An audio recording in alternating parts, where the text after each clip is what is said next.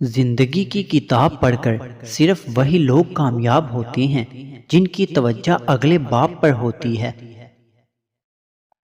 صورت اور سیرت میں سب سے بڑا فرق یہ ہے، یہ صورت دھوکہ دیتی ہے اور سیرت پہچان کرواتی ہے۔ کسی کی مدد کرتے ہوئے اس کے چہرے کی طرف مت دیکھو، کیونکہ ہو سکتا ہے اس کی شرمندہ آنکھیں تمہارے دل میں غرور پیدا کریں۔ عورت کا تو دنیا میں پہلا روپ ہی رحمت ہے، بیٹی بن کر سب خاندان کے دلوں پر راج کرتی ہے، بہن بن کر بھائی کی سچی اور مخلص دوست اور ماں کا بازو بن جاتی ہے۔ زندگی کے سفر میں آنے والا اندھیرا غار کا نہیں سرنگ کا ہوتا ہے، جس کے اگلے سرے پر ہمیشہ روشنی ہوتی ہے، مگر یہ بات حوصلے کے ساتھ چلتے رہنے والے ہی جان سکتے ہیں، مایوس ہو کر بیٹھ جانے والے نہیں۔ دوست جو صرف تمہاری اچھی حالت کا دوست ہو اور مشکل وقت میں کام نہ آئے، اس سے بچنا چاہیے، کیونکہ وہ سب سے بڑا دشمن ہے۔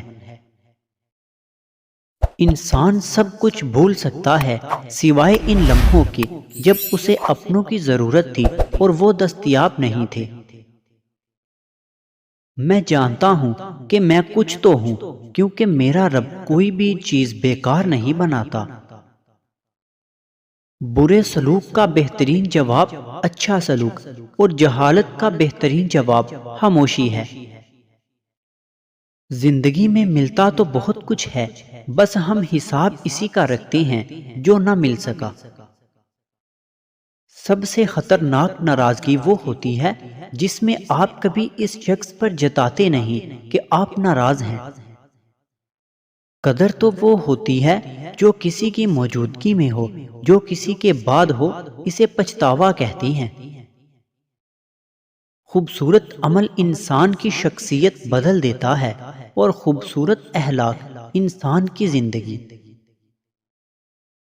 علم کا ایک قطرہ جہالت کے سمندر سے بہتر ہے اور عمل کا ایک قطرہ علم کے سمندر سے افضل ہے۔ دو چیزیں بڑی اہم ہیں، اللہ کا ڈر اور اللہ کا در۔ جس شخص کو یہ دو نعمتیں نصیب ہو گئیں، سمجھو وہ کامیاب ہو گیا۔ حقیقی درد وہ ہے جو دوسروں کو درد میں دیکھ کر ملے، ورنہ اپنا درد تو جانور کو بھی محسوس ہوتا ہے۔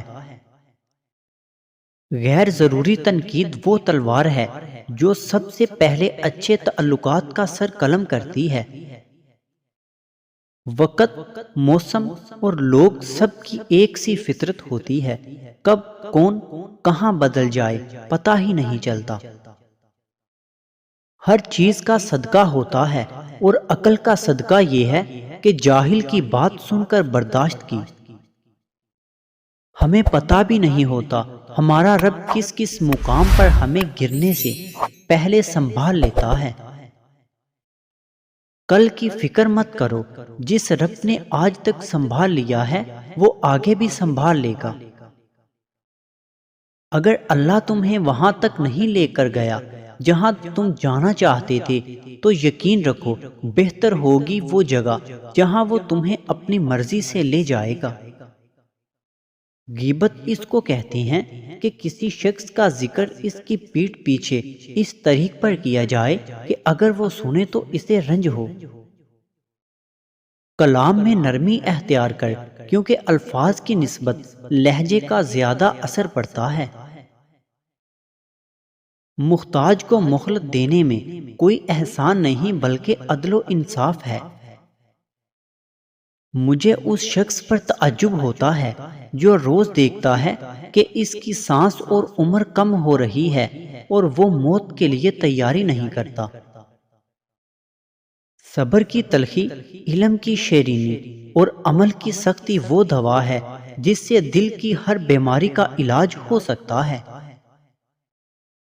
دنیا میں اتنی اچھی خوشبو کہیں نہیں ہو سکتی جتنی پیاری خوشبو قرآن مجید کے اوراق سے آتی ہے۔